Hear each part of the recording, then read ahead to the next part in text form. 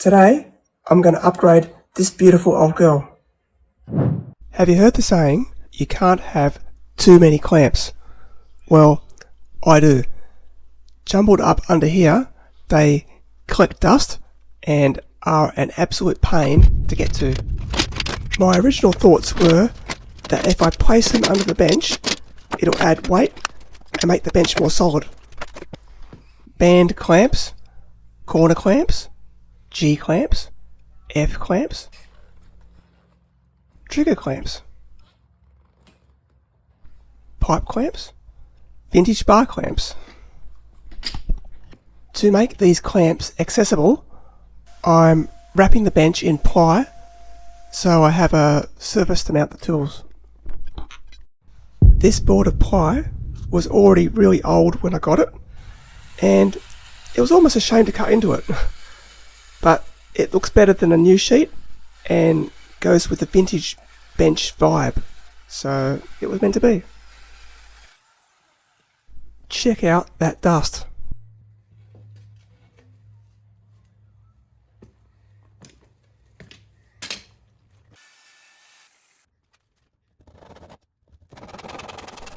There were heaps of little obstacles to cut around. In a couple of minutes, you'll see just how good it looks.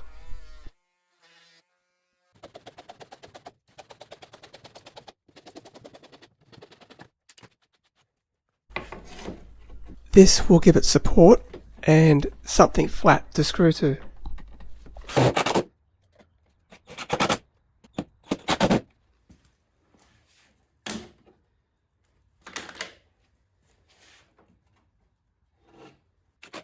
I've repositioned this strip to be parallel. I don't show it, but every hole needs to be pre-drilled because this wood is just so hard.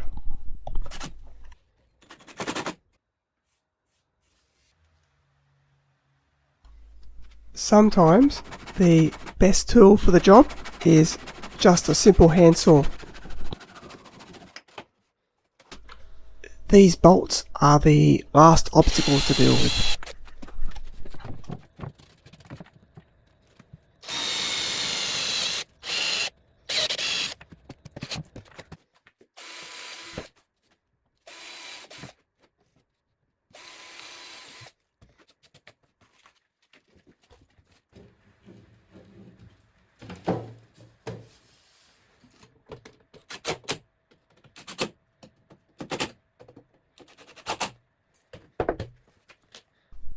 This cool retro power board will be a perfect addition to the bench, and I'm really pleased with how clean it ended up looking.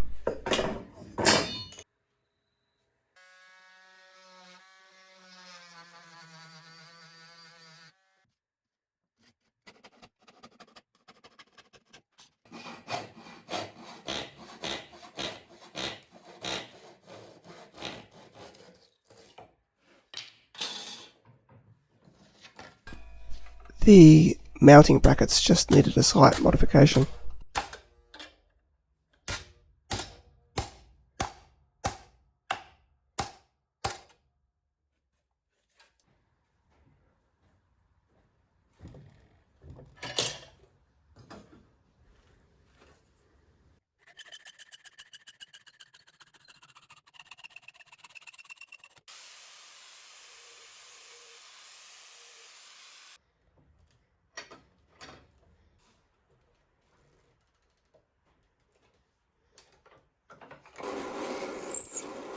And that's it.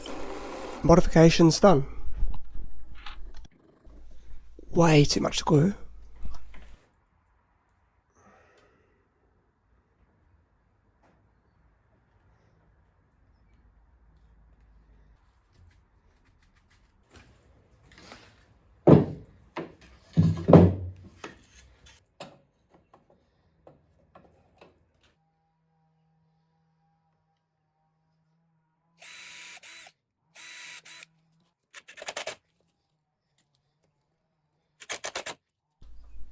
With hindsight, I don't think it needed this extra reinforcing strip, and later on it nearly caused a catastrophe.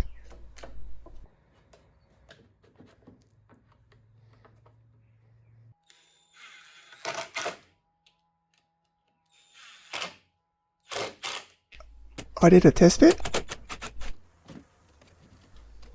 and decided it would be easier to do the final assembly this way. And this way I can hide the screws in the back.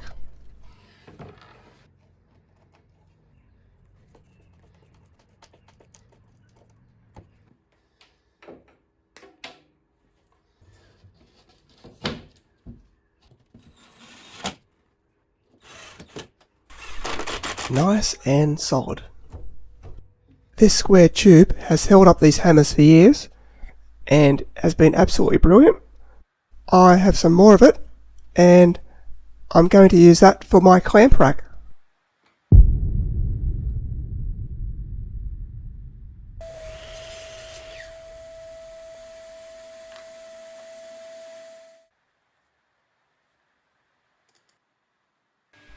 I'm extremely conscious that my hand is very close to this blade.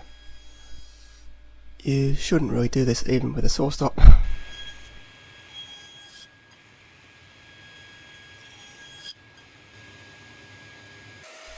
This cut is just making it look a bit more pretty. Purely a decorative feature.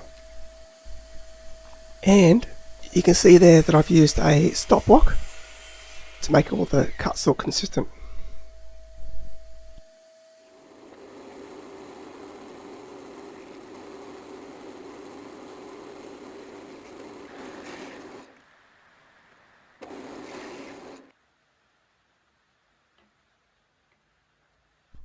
The dado cut was not as tight as what I would have liked. This saw blade offcut acted as a shim, making it snug. The joint is just pressure fit.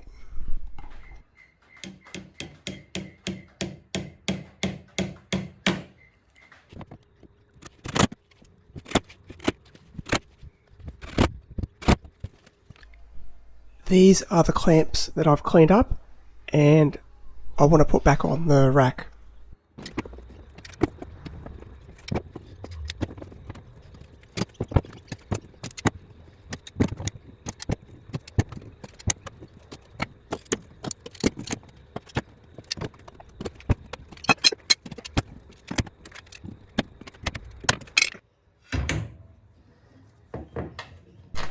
Done.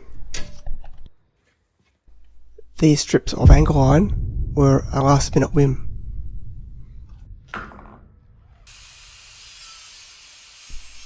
The idea was that they would hide the end joints and make the corners more robust, but I really like how it has now got that vintage tea chest type vibe.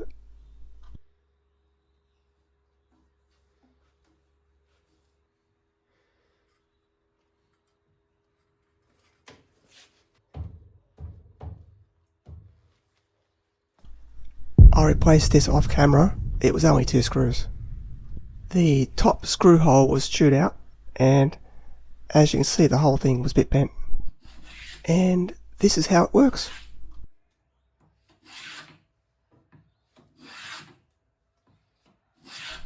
When you're finished with the bench stop, you just screw it back down.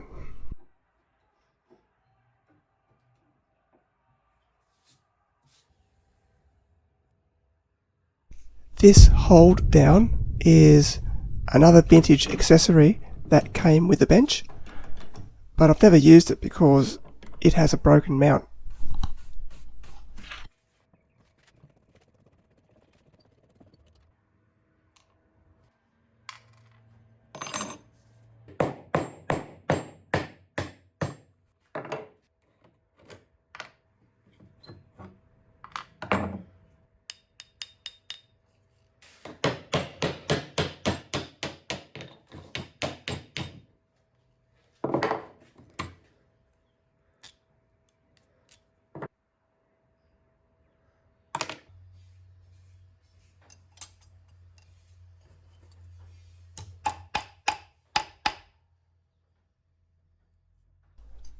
I just washed it and sprayed with CRC rust converter.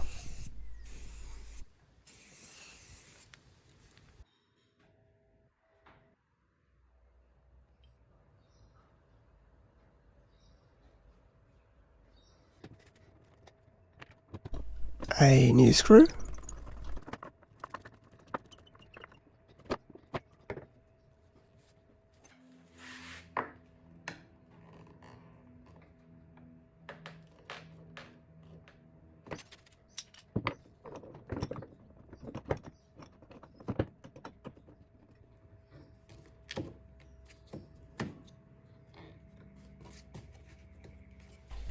Done. And now the next problem.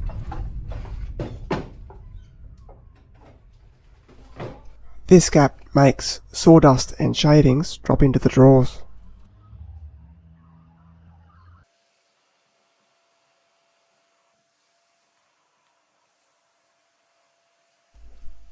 When I found out that you could get coloured gap sealer, I just had to have it.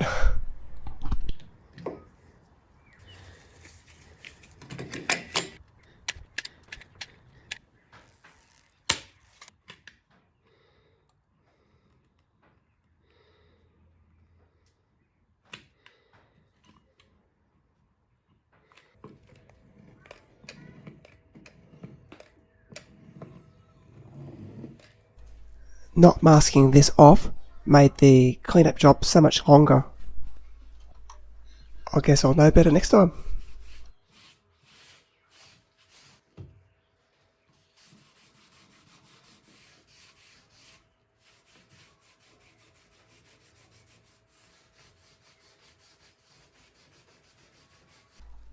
It turned out looking brilliant.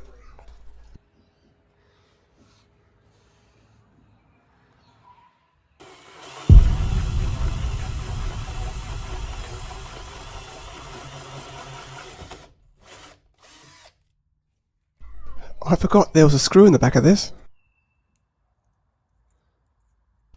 A bradawl is so handy for starting screws like this.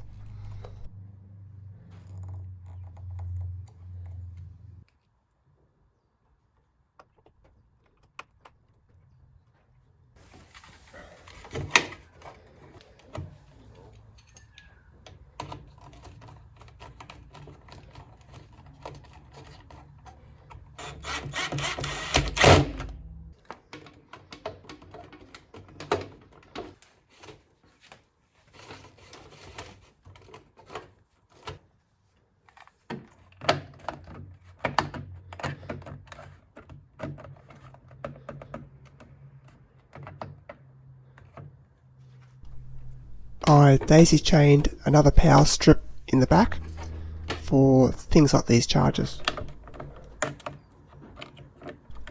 And that little block of wood locked it in place perfectly.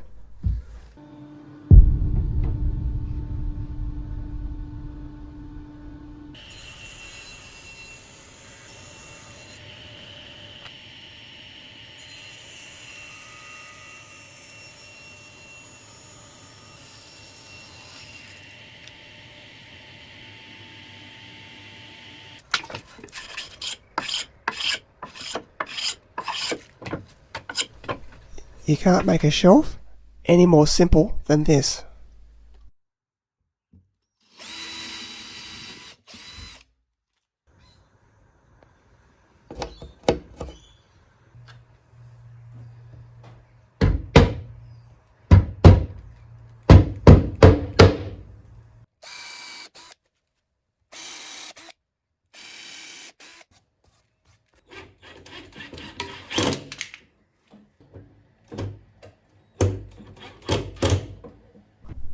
Finally, I get somewhere to put my sticker from Unruly 3.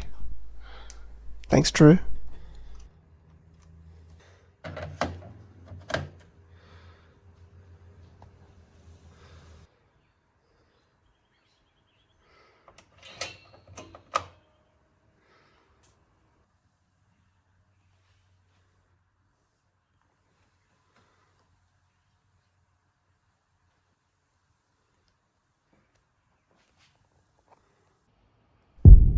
my friend Kyla very cleverly cut this stencil and stitched it together.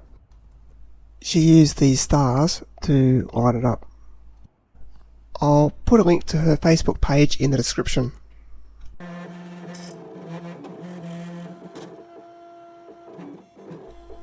This end of the bench reminded me of a tea chest, and I couldn't resist designing something in that theme, but woodworky to go there. Got it positioned and marked the corners. These are all the materials required.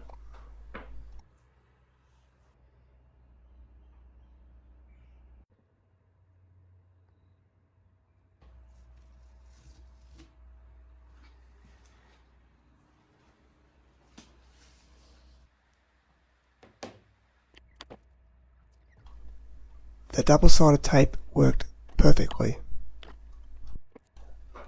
Later on, you'll see that it worked too perfectly.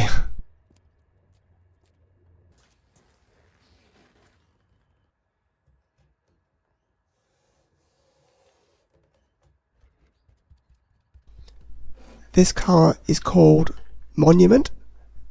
I didn't want pure black. I think it could have been a bit darker.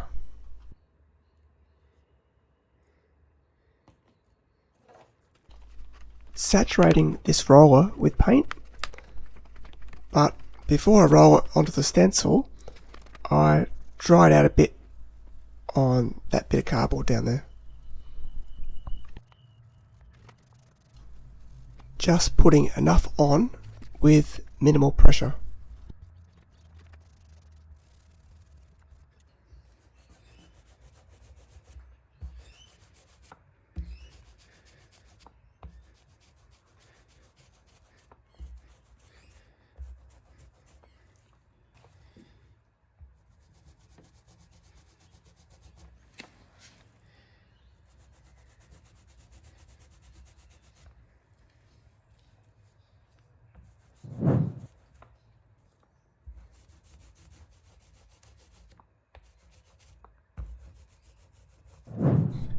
And now, the big reveal.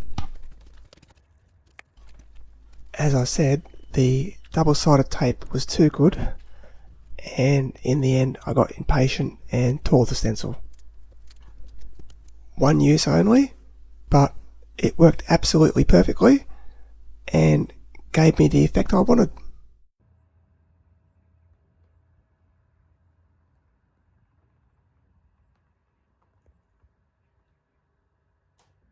Bonus number 11 is a restoration video of this vise. If you'd like to see the restoration video of this vise, click down here. It's a good video. That box down there, just click it. Guarantee you'll like it. Do it. It's a good video. I guarantee you. Bye.